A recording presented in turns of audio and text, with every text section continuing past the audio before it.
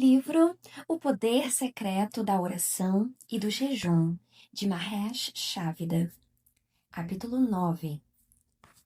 Jejum corporativo e reavivamento do final dos tempos.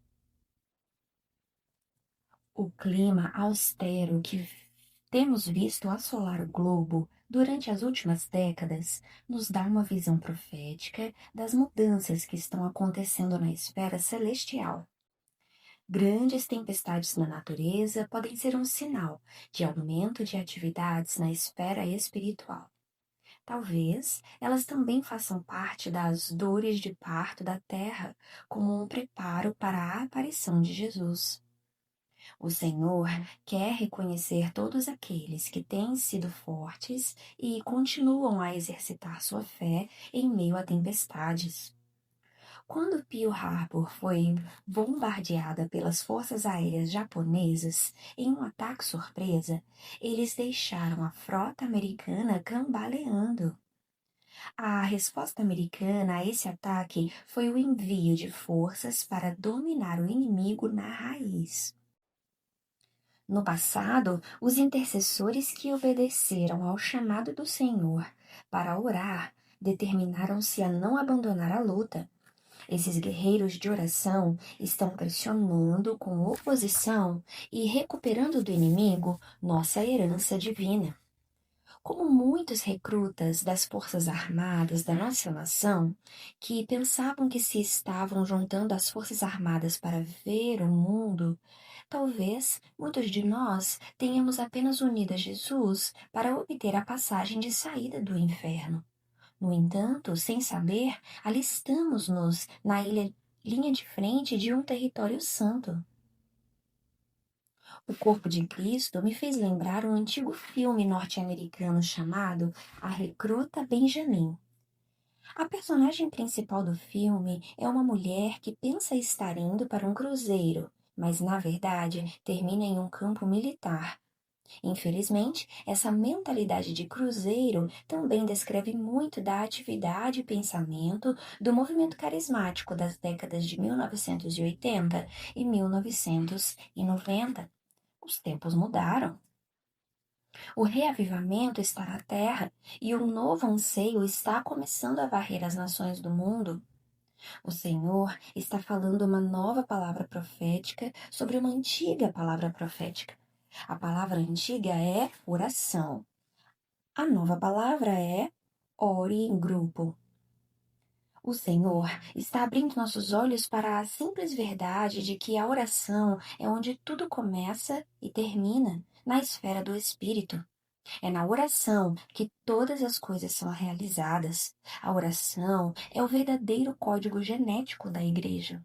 Recebemos outros genes mutantes que nos levaram a nos desenvolver longe dos verdadeiros planos de Deus para seu corpo. Nada do que Deus fará acontecerá sem oração. Já ouvi pessoas dizerem que foram chamadas para pregar, impor as mãos sobre os doentes, evangelizar e assim por diante. Mas elas rapidamente acrescentam: mas eu não sou chamado para interceder. A verdade é que não devemos ministrar às outras pessoas se não gastamos tempo em comunhão com Deus, recebendo daquele que ordena a unção de todo o ministério. Ana, a profetisa, uma viúva jovem, vinha continuamente ao templo para ministrar ao Senhor em oração e jejum. Sua intercessão teve um papel-chave no nascimento do Messias. Ana o conhecia. A estratégia em sua vida fez com que ela se tornasse íntima do Senhor em oração. Você o conhece? Podemos ter os dons do Espírito, o poder para revelá-los, fazer milagres, expulsar demônios e ainda ouvir Jesus no final dos tempos. Nunca os conheci. Afastem-se de mim, vocês que praticam o mal. Mateus 7:23. O poder da oração da concordância. Também lhes digo que se 2 de vocês concordarem na terra em qualquer assunto sobre o qual pedirem, isso lhes será feito por meu Pai que está nos céus. Mateus 18:19. Jesus disse que se dois concordarem em alguma coisa, isso será feito por nós. Hoje, Deus está chamando a igreja para orar em grupo e ter comunhão íntima com Ele. Ele nos reconhecerá porque nós o conhecemos do lugar de oração. Mateus 25:23. O altar divino da oração nos está aberto todo o tempo. O Senhor nos dará uma ferramenta poderosa no Espírito para a obra da oração. Línguas da oração. Conforme avançamos na oração corporativa, o Espírito nos dará línguas novas e poderosas, que deixarão um tremendo depósito espiritual em nossa vida e mudarão o destino das nações. Quando alguns homens cooperam com o Espírito Santo, ele levanta um estandarte como uma inundação contra o inimigo. Vigiar parte de todo grande reavivamento. Desde o início do grupo The Watch of the Lord, em Charlotte, Carolina do Norte, em 1995, o Espírito Santo dirigiu as orações e mudou cada vida que se envolveu com o grupo. A prática bíblica de vigiar é uma parte histórica de todo grande ministério e de todo grande reavivamento. Um excerto da revista de John Wesley, de 1739, diz: Mr. Hall, Kitchen, Ingram, Whitfield Hutchins e meu irmão Charles estavam presentes em nossa festa do amor em Feather Lane, com aproximadamente outros 60 irmãos. Por volta das 3 horas da manhã, ainda continuávamos em oração constante, e o poder de Deus caiu poderosamente sobre nós, de tal maneira que muitos choraram de extrema alegria e muitos caíram no chão. Logo que nos recuperamos um pouco do temor e da maravilha de Sua Majestade, em uma voz dissemos: Louvamos ao Senhor, ó Deus, reconhecemos que o Senhor é o nosso Senhor. Joel e o povo de Israel, Wesley, os moravianos e outros grupos foram pioneiros em orar a noite toda. Eles araram a terra e plantaram sementes do coração divino quanto à oração em grupo. Agora, Deus está aguando as sementes de reavivamento e levantando novos vigias para colher uma nova colheita por meio da oração. O respirar do Senhor está soprando, fazendo com que a oração corporativa se expanda pela terra. O inimigo odeia a oração, e em particular a oração corporativa, porque ele sabe que se 2 de vocês concordarem na terra em qualquer assunto com o Espírito Santo, o diabo perderá no seu tempo. Mateus 18:19. A principal estratégia de Satanás é dividir e conquistar. Jesus disse: todo reino dividido contra si mesmo será arruinado. Uma casa dividida contra si mesma cairá. Lucas 11:17. O amor de Jesus está sempre disponível para nós a fim de curar nossas feridas e ministrar as nossas necessidades, mas há algo mais para ser visto. A intenção de Jesus é que nos envolvamos com a oração corporativa, concordemos com o estilo de vida de comunhão e oração em grupo. Isso se chama sacrifício. Acredito que aqueles que não respondem a esse chamado perderão algo essencial na sua geração. No capítulo 18 de Lucas, a viúva persistente demonstra o poder da persistência, insistência e oração focalizada. Então Jesus contou aos seus discípulos uma parábola, para mostrar-lhes que eles deviam orar sempre e nunca desanimar. Ele disse: em certa cidade havia um juiz que não temia a Deus nem se importava com os homens. E havia naquela cidade uma viúva que se dirigia continuamente a ele, suplicando-lhe: Faze-me justiça contra meu adversário.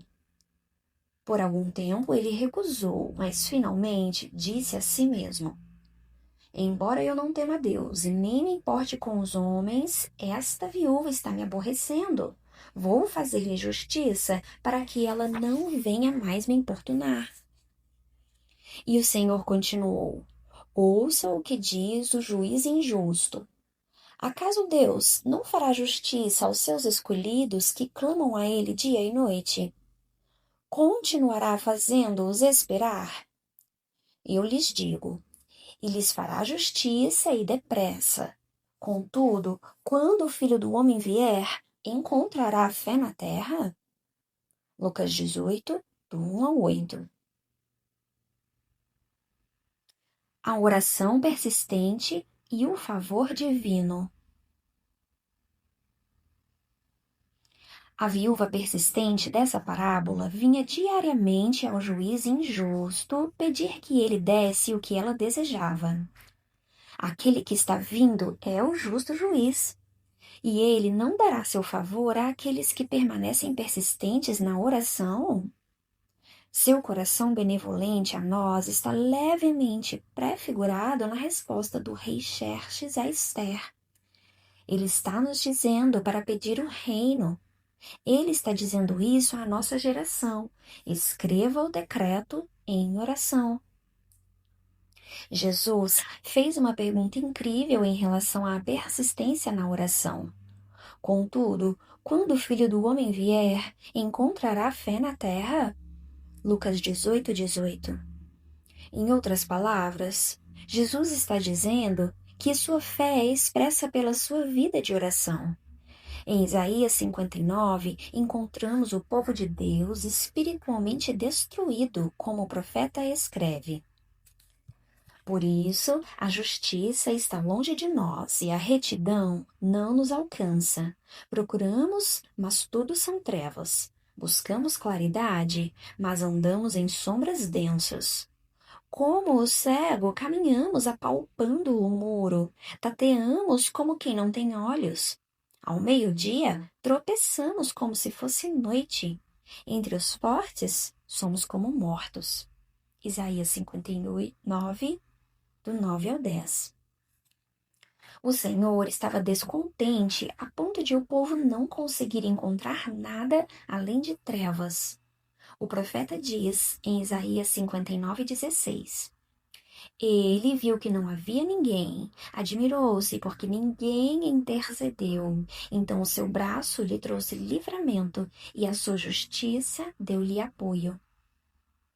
O Senhor estava espantado porque ninguém o buscava e nem intercedia pelo povo de Deus. Lemos adiante os 3 versos. Ele viu que não havia ninguém, admirou-se porque ninguém intercedeu, então o seu braço lhe trouxe livramento e a sua justiça deu-lhe apoio. Isaías 59, 16.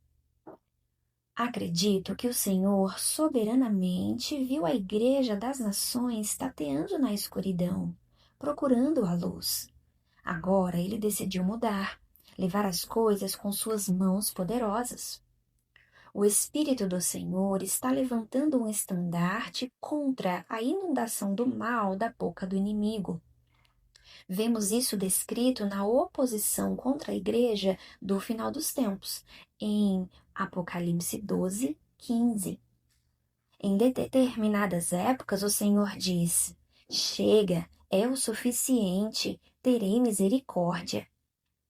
Isso acontece quando ele derrama seu espírito, exatamente como dividiu o Mar Vermelho para o povo oprimido e escravo, a fim de libertá-lo do Egito. Ele está abrindo nosso Mar Vermelho hoje para nos libertar da perseguição do inimigo. Deus está procurando a grande muralha de oração. O Senhor está dizendo: esqueça seu ministério e seus dons. Esqueça as finanças. Esqueça o desejo de se casar. Chegou a hora de me buscar. Veja em Mateus 6,33. Responda ao chamado de Deus e dê espaço em sua vida para a oração em grupo, exatamente como a Grande Muralha da China é a única estrutura da Terra que pode ser vista pelos satélites em órbita. Creio que a obra que o Senhor quer ver quando olha para a Terra é a grande muralha de oração que se estende ao redor do mundo. É hora dos vigias se posicionarem nessa muralha. Não existe sequer um único reavivamento que não tenha sido acompanhado por intercessores que se juntaram em oração para permanecer diante do Deus vivo. Esses intercessores recusaram-se a deixar o estandarte cair no chão, não importando quanto teriam de sacrificar-se, exatamente como aqueles poucos homens que, na batalha de Iwo Jima, que se sacrificaram para levantar a bandeira dos Estados Unidos em uma montanha estratégica, sinalizando a vitória sobre as forças japonesas ali. A palavra do Senhor aos cristãos no Novo Testamento era para permanecerem em oração até serem revestidos do Santo Espírito. O profeta Esdras registra uma oração histórica dos judeus no exílio que ansiavam pelo reavivamento e pela oportunidade de consertar o muro e reconstruir as ruínas de seu destino. Mas agora, por um breve momento, o Senhor, o nosso Deus, foi misericordioso, deixando-nos um remanescente e dando-nos um lugar seguro em seu santuário. E dessa maneira, o nosso Deus ilumina os nossos olhos e nos dá um pequeno alívio em nossa escravidão. Somos escravos, mas o nosso Deus não nos abandonou na escravidão. Ele tem sido bondoso para conosco. Diante dos reis da Pérsia, ele nos deu vida nova para reconstruir o templo do nosso Deus e levantar suas ruínas, e nos deu um muro de proteção em Judá e em Jerusalém. Esdras 9, 8 e 9. Tempo de reconstruir o muro. O profeta Amós fez uma pergunta. Duas pessoas andarão juntas se não estiverem em acordo? Amós 3:3. Deus está chamando a igreja para andar no mesmo passo que ele, para concordar em oração com seus propósitos. A igreja inundou as pessoas com programas e ensinamentos que promovem a unidade, mas essas tentativas foram fúteis. Por quê?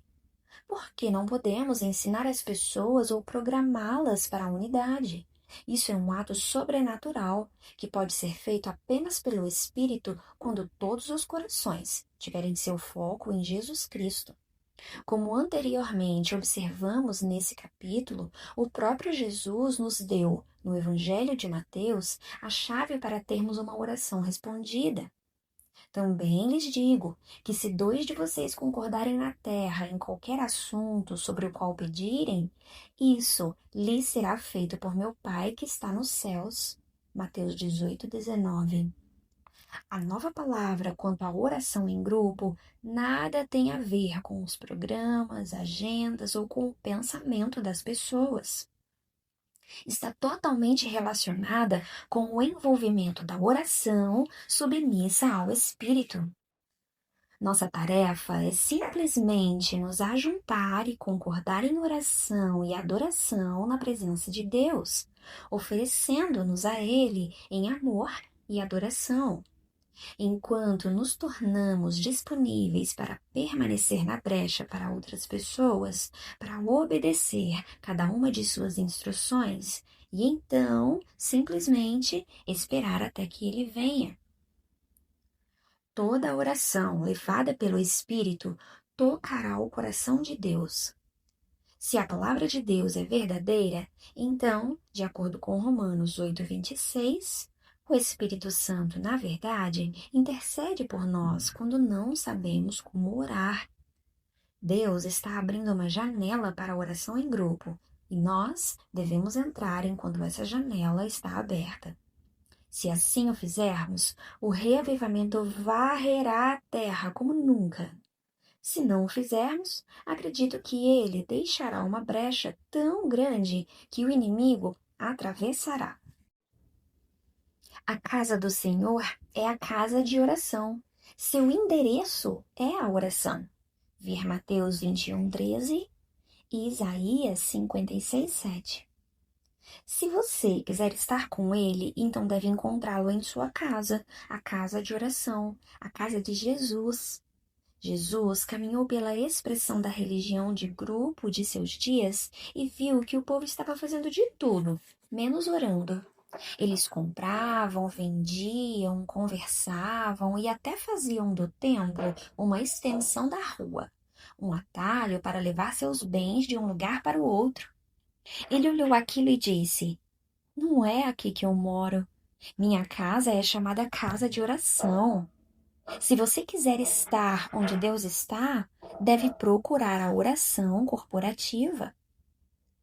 Antes de tudo, Jesus era um homem de oração. Todas as respostas que deu ao povo ao seu redor foram dirigidas e recebidas do Pai pela oração. Jesus disse: Eu lhes digo verdadeiramente que o filho não pode fazer nada de si mesmo, só pode fazer o que vê o Pai fazer, porque o que o Pai faz, o filho faz também. João 5:19. A vitória que Jesus teve na cruz foi a primeira vitória ganha no lugar da fervente oração no Getsêmani, enquanto os discípulos dormiam. No outono de 1994, o Espírito Santo concebeu um bebê espiritual em nossa comunidade, que hoje é amado por milhares de pessoas do corpo de Cristo ao redor do mundo. O bebê espiritual é uma oração em grupo chamado de The Watch of the Lord. Suas raízes são antigas e santas, vindas do âmago do coração divino, que diz: Pois a minha casa será chamada casa de oração para todos os povos. Isaías 56:7b. Talvez você esteja no mesmo lugar que a mulher de Cantares de Salomão, que disse: Bem, Deus não está voltando, vou dormir. Veja em Cantares de Salomão, capítulo 5, 2-4. De repente, alguém bate à porta e o Senhor está esperando que você abra. Jejuar é a chave para a oração corporativa. Troque a independência pela interdependência. O momento de trocar a dependência pela interdependência chegou. A independência tem a tendência de deixar as pessoas vulneráveis à decepção, particularmente quando elas começam e seguem na direção da revelação sobrenatural e dons. É fundamental que nosso ministério flua para fora do contexto da família de Deus. Em 2 Crônicas 20, o rei Josafá não estava contente em meramente orar a Deus sozinho. Ele sabia que as muralhas eram altas demais. O perigo era grande demais para uma oração solitária. Ele não apenas se propôs a buscar o Senhor, mas também proclamou um momento nacional de jejum e oração. Como resultado da obediência corporativa de Judá quanto à oração e ao jejum, Deus respondeu com uma libertação sobrenatural. Quando as nações estiverem prontas para ser acolhidas e os lugares de iniquidade estiverem prontos para serem derrubados, isso acontecerá por intermédio da oração em grupo. Se formos cumprir o destino que o Senhor nos deu como igreja e nações, será por intermédio da oração em grupo. Nos dias de Salomão, a oração corporativa foi o que moveu as mãos de Deus contra os inimigos de Israel. Levar pessoas grandes e pequenas a buscar o Senhor em oração pela noite foi toda a prescrição divina para a libertação da destruição na época de Joel. Conforme o profeta, Deus disse: Decretem um jejum santo, convoquem uma assembleia sagrada, reúnam as autoridades e todos os habitantes do país no templo do Senhor, o seu Deus, e clamem ao Senhor. Joel 1,14. Quando o povo de Deus se humilha diante dele em oração, Deus diz: dos céus o ouvirei, perdoarei o seu pecado e curarei a sua terra. 2 Crônicas 7,14. A oração da concordância corporativa é poderosa. Quando você se juntar a seus irmãos e irmãs para passar horas em concordância consistente, concentrada e em grupo com o Espírito Santo, coisas começarão a mudar. Ele mudará sua perspectiva, seu nível de tolerância, sua paciência e muitas outras áreas. A oração em grupo é uma ferramenta muito prática na vida do corpo local de Cristo. Pedro foi liberto da prisão pelo anjo porque a igreja em Jerusalém fora conduzida a fazer uma noite toda de oração em seu favor. Ver Atos 12, do 1 ao 12. Foi logo após um período de oração de concordância prolongado que o Espírito Santo desceu sobre aqueles que esperavam na sala superior no dia de Pentecostes. Ver Atos, do 1 ao 4. Misteriosamente, a oração em grupo e sobrenatural cairá dividindo as muralhas do corpo de Cristo, transcendendo linhas interdenominacionais. Como cristãos, você e eu precisamos estar no campo de batalha, apresentando-nos a Deus como uma companhia de guerreiros de oração compromissados em repelir o inimigo e levantar o estandarte de Deus sobre a nossa terra. É hora de você se posicionar na muralha da oração corporativa. Deus libera para nós uma autoridade incrível quando diversas pessoas se ajuntam em seu nome para jejuar e orar. Essa autoridade contém um tipo de poder que pode mover montanhas. É uma arma que Deus nos dá para que quebremos toda maldição e fortalezas satânicas sobre a nossa vida, família, igreja, cidade e nação. Isso acontece quando escolhemos unir nossas energias dinâmicas e espirituais como um raio laser, se você desejar, do poder e luz celeste dados por Deus. Em agosto de 1995, 2 vigias de oração sonharam com Paris, na França, na mesma semana. Um terceiro teve a nítida impressão de ver crianças na escola com lanches e carteiras.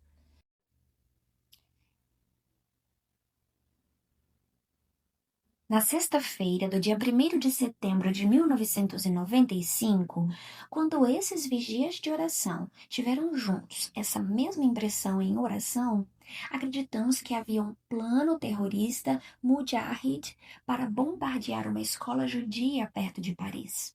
Oramos para que esse plano fosse completamente destruído. Na sexta-feira seguinte, o Associated Press relatou um ataque na França em uma escola de ensino fundamental na quinta-feira, dia 7 de setembro. Os extremistas haviam enviado um carro-bomba para explodir do lado de fora da escola judia em Villeurbanne, na França, no momento em que os alunos deixassem a escola no período da tarde. O rabino da escola relatou que, pela primeira vez na história dos 70 anos da escola, o relógio parou. Miraculosamente, os ponteiros do relógio pararam exatamente 3 minutos antes de o sino tocar, impedindo que as crianças saíssem para o pátio no momento em que a bomba foi detonada.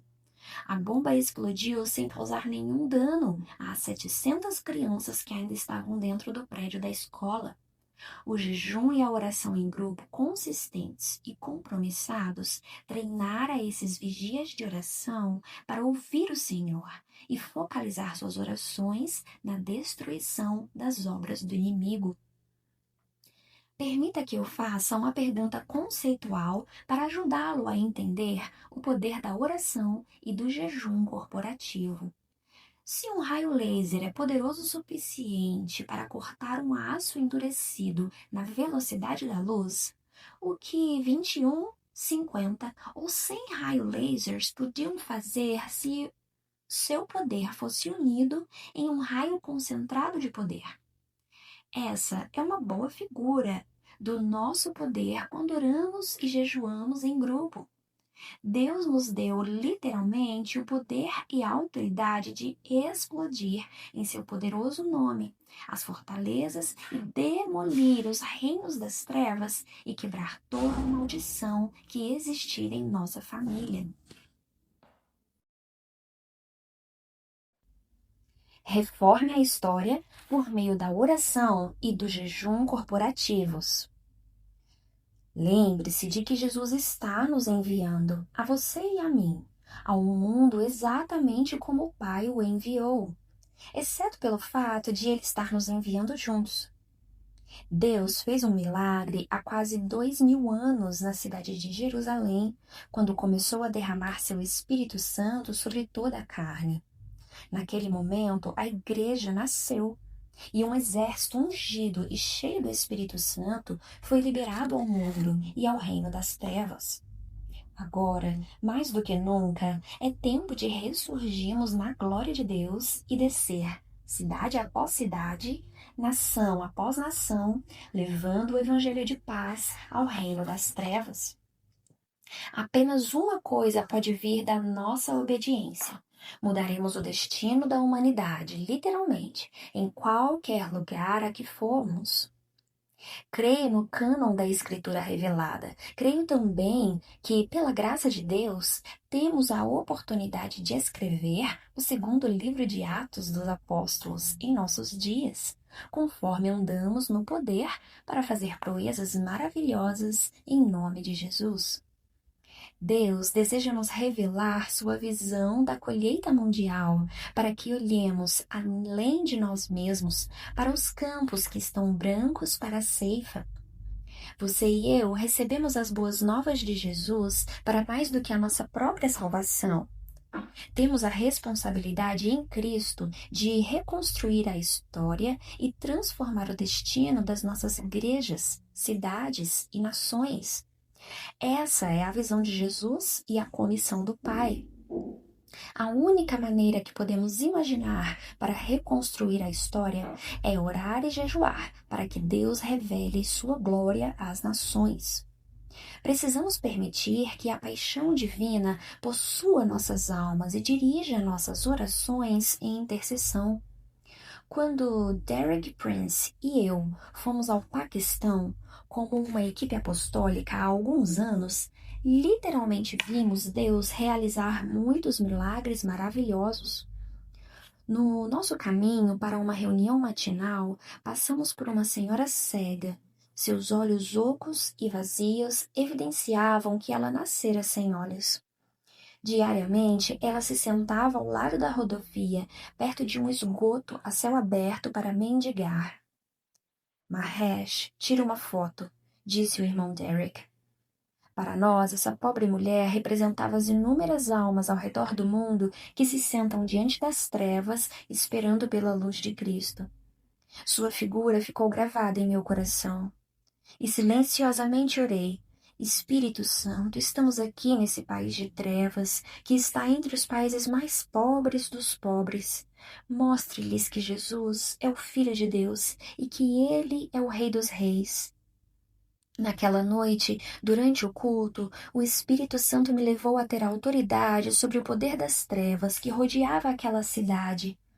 Quando amarrei o espírito do anticristo, um rugido demoníaco veio do céu. De repente, uma trovoada da vitória de Jesus soou. Em um momento, uma figura emergiu do meio da multidão. Era a mulher de quem eu tirava uma fotografia naquela manhã. Com um brilho no rosto e com os olhos mais azuis que você já viu, no lugar onde havia apenas um vazio, ela apontou para mim e disse: Quando esse homem orou, eu vi um raio de luz e agora eu consigo ver. Primeiro, você deve amarrar o homem forte. Estou compartilhando essa história para lhe mostrar a chave principal para tal sucesso. E ela vem da época em que o Senhor implantou a verdade da oração e do jejum em minha vida. Antes de ir para países como Paquistão, Zâmbia, Zaire e Haiti, jejuei, orei e participei de uma batalha espiritual agressiva. Bem antes de pisar em solo paquistanês, tive uma batalha pelo espírito contra o poder do anticristo. Antes de entrar na região da África Central para ministrar ao povo do Zaire e de Zâmbia, tive uma batalha contra o poder da magia e bruxaria naqueles lugares. Primeiro, você tem que amarrar o homem forte. E depois, você pode saquear sua casa. Ver em Lucas 11, 21 e 22. A chave para a cidade principal e chave para as nações, no meu ministério e no seu, nesse reavivamento do final dos tempos, é o jejum e a oração. Se sua família, ministério ou igreja estão enfrentando obstáculos invisíveis, se poderes invisíveis das trevas estão se opondo ou atormentando sua família ou igreja, sugiro que você vá além da vitória e alcance o triunfo, utilizando-se apenas da arma especial que Deus colocou no arsenal do Espírito Santo. Deus quer que você vá adiante em uma nova e especial unção. Mas isso só acontecerá por meio da oração e do jejum. Todos nós recebemos a ordem de orar para que o Senhor nos dê almas, estejam elas em grupo ou a sós. Devemos pedir ao Senhor da colheita que nos revele o espírito de evangelismo e traga sinais extraordinários e maravilhas para confirmar nossa pregação fiel de Sua palavra. É pela oração que almas serão geradas para o reino de Deus. A visão do índio americano.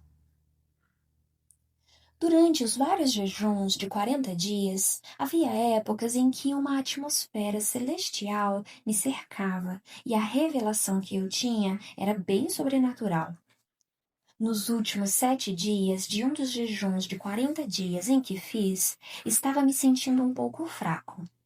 E em certo dia, minha agenda estava cheia e eu já estava bem cansado e ainda um culto da noite me esperava. Tentei descansar antes do culto. Nem dormia e nem estava acordado completamente, quando vi literalmente um índio americano no quarto. Podia vê-lo tão claramente que ainda consigo descrever seus longos cabelos pretos presos num rabo de cavalo, seu rosto bonito, suas roupas e um adorno bonito que usava. Ele me perguntou: Onde tem água? Estou com sede. Depois ouvi outra voz, além da minha, falando com ele: Tem água naquela direção. Naquele instante, ele começou a correr e sumiu da minha vista. Quando o vi novamente, ele vinha em minha direção e parecia que tinha viajado muito por regiões desertas e havia lutado com cactos, pois seu rosto estava ferido pelos espinhos. Ainda não encontrara água e ainda estava com sede. Eu ouvi o Senhor me dizer: Dê água a ele. E eu sabia que Deus queria que eu desse a esse índio americano a água da vida. Estava surpreso porque o homem e os acontecimentos da visão me pareciam muito reais. No culto da noite na igreja, mesmo durante o louvor, ainda parecia que estava tendo aquela visão. Eu disse ao povo: Tive uma visão do Senhor e vi um índio americano. E depois descrevi o índio em detalhes, mencionando seus longos cabelos pretos macios, a forma exata do seu nariz, seu cinto tecido à mão, com uma grande fivela trabalhada, o belo adorno que usava em sua sede excessiva de água. Quando acabei de descrever o que vi, eu disse: Deus quer que demos água viva a toda tribo, povo e raça do mundo. De repente, um silêncio santo desceu à congregação, porque naquele instante um bonito índio americano entrou, vestindo roupas bonitas e um belo adorno indiano. Ele não era nosso conhecido e não se sentou como seria o esperado. Ele veio direto para o centro do auditório, chegou ao centro do altar e disse: Preciso de Jesus. Ele entregou sua vida ao Senhor bem ali, diante da congregação. Segundos depois de eu descrever a visão que recebera do Senhor, depois compreendi o resto da história desse homem. Ele vinha de uma tribo de índios que morava em Missouri, nos Estados Unidos. Ele fazia bijuterias e tinha pequenos negócios em shoppings e lojas pelo país. Havia se separado da esposa, estava vivendo em pecado e clamava ao Senhor por respostas para a sua vida. Esse homem estava viajando pelo estado para estabelecer sua loja móvel de bijuterias em algum shopping da região, quando passou pelo nosso prédio e viu uma luz dourada brilhando ao redor dele. O prédio não tinha uma torre de igreja ou um sinal que indicasse que aquele prédio era uma igreja, mas ele viu o brilho dourado, então voltou e estacionou o carro. Quando nos ouviu louvando ao Senhor, percebeu que ali era uma igreja e decidiu entrar. Depois que foi salvo, o homem conseguiu que sua esposa, de quem havia se separado, voltasse para ele. E 2 dias depois tive o privilégio de batizar a ambos nas águas. Ele foi batizado pelo Espírito Santo e Deus gloriosamente curou seu casamento. Esse precioso índio americano recebeu a água viva. Revelação verdadeira em qualquer nível. A revelação vem quando oramos e jejuamos, e quando Deus fala, sua revelação é verdadeira em qualquer nível. Será verdadeira no nível natural, no espiritual, na esfera da alma e historicamente. Por exemplo, há muitas palavras proféticas sobre Israel que também são verdadeiras para a igreja, ou no mínimo, talvez preveem bênçãos para o Israel espiritual de Deus, porque a palavra do Senhor é verdade. Em qualquer nível que você encontrar sua palavra, a verdade estará lá. Deus falou ao meu coração por meio do milagre da visão do índio americano e disse: Quero derramar meu espírito, eu quero dar água a toda a alma sedenta. Há pessoas que estão sedentas por uma vida verdadeira. Vá e ganhe almas perdidas. Vá a todos os povos e todas as tribos e grupos étnicos. Quero derramar minha água viva. Eles estão sedentos, estão morrendo. Dê a eles a água viva verdadeira do Espírito Santo. Eu estou comissionando você. A igreja deve dar água viva àqueles que estão morrendo de sede. Essa palavra profética foi verdadeira num nível global e foi também verdadeira num nível individual. Quando eu vi o índio americano que estava sedento pelo Espírito, o Senhor deu sua palavra profética naquela noite, no culto da igreja, para alcançar a vida de um único homem. A sua palavra é verdadeira no nível mundial também. Como declara a Bíblia: Seja Deus verdadeiro e todo homem mentiroso. Romanos 3:4. Se você examinar a palavra de Deus, encontrará a verdade em qualquer nível. Sua palavra de cura pode ser aplicada da mesma maneira. Ele prometeu curar nossa alma, nosso corpo, nosso casamento, nossas igrejas, cidades e nações. Se buscarmos a Deus, a palavra que cura virá e realizará aquilo para o que foi enviada. O Senhor prometeu que quando clamarmos, jejuarmos e orarmos pelas chuvas das suas bênçãos, Ele responderá. Senhor, não queremos que nosso país perca sua chuva preciosa. Desesperadamente precisamos tanto da primeira como da última chuva. Se não clamarmos pelas chuvas divinas, então nossa nação queimará por outras coisas, coisas profanas e destrutivas. Hoje, nossa nação está queimando com a luxúria e a injustiça. E o Senhor deseja derramar sua chuva de justiça, santidade e glória. Entretanto, se seu povo não clamar, a quem ele se voltará? Deus viu que não havia ninguém e admirou-se porque ninguém intercedeu. Isaías 59:16. Creio que o Senhor preparou um derramamento mundial de seu Santo Espírito para a sua igreja nesses últimos dias. É a resposta sobrenatural divina aos necessitados, desesperados e às pressões do final dos tempos que estão sobre nós. Agora é a nossa vez de buscá-lo, clamar por ele, orar e jejuar pela sua visitação de glória. Colheita global requer oração de magnitude global. Exatamente como Jesus ora e intercede por nós dia e noite sem cessar, nós deveríamos interceder pelos perdidos e por aqueles que trabalham na ceifa. Essa grande colheita é global em sua magnitude. Portanto, ela requer oração corporativa da mesma magnitude. Quando um fazendeiro de trigo deseja colher um acre e meios de grãos, ele só precisa fazer planos para determinada quantidade de maquinário e alguns trabalhadores. Entretanto, quando ele quer colher 100.000 acres em um dia, ele precisa fazer planos para uma grande quantidade de máquinas, operadores de máquinas capacitados e um exército de trabalhadores, ou tudo estará perdido. Deus está chamando a Igreja Mundial para a oração e o jejum corporativos como nunca feito antes, porque temos de enfrentar uma colheita iminente, com proporções globais e monumentais. É hora de respondermos ao chamado divino da oração e do jejum como um só povo, unidos ao redor de um só Salvador, uma só fé e um só Senhor.